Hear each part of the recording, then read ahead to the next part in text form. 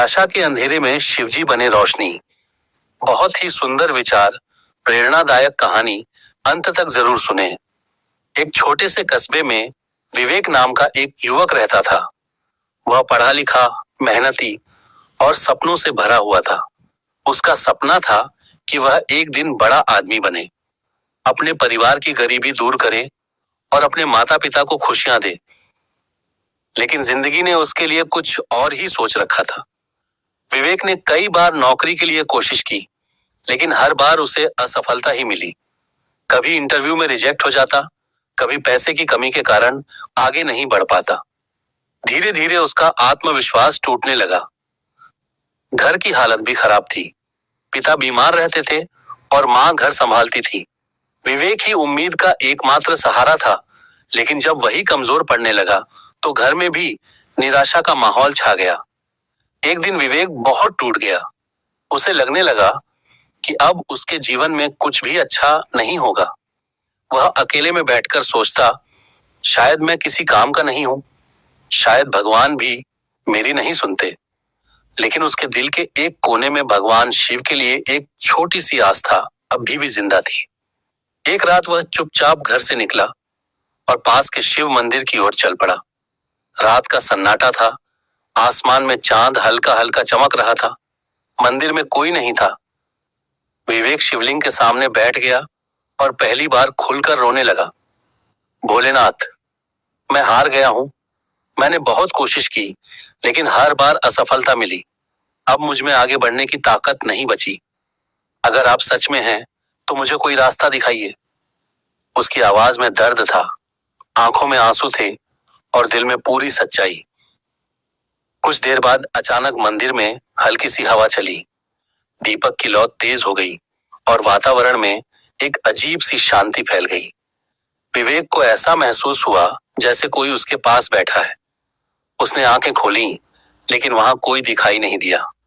फिर भी उसके दिल में एक आवाज गूंजी, अंधेरा कितना भी गहरा हो, एक छोटी सी रोशनी उसे मिटा सकती है। उठो और फिर से कोशिश करो।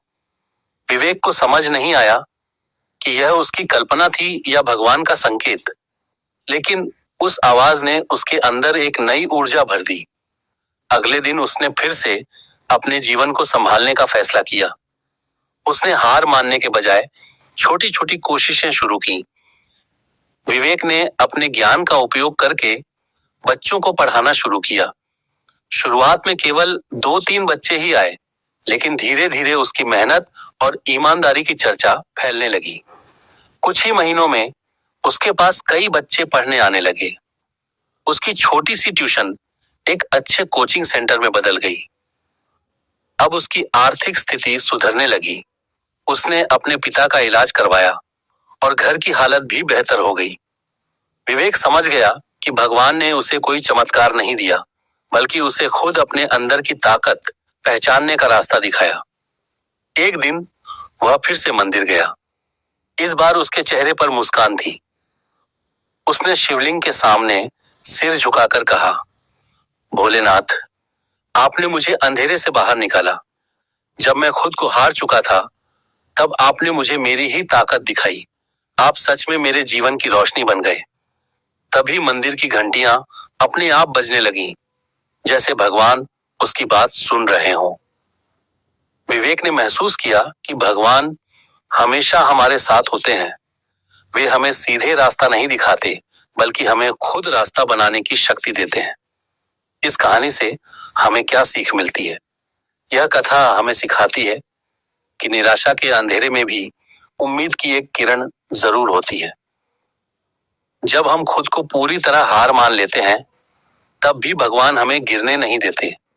वे हमें अंदर से मजबूत बनाते हैं और सही दिशा दिखाते हैं। संदेश: कभी भी निराशा को अपने ऊपर हावी मत होने दो।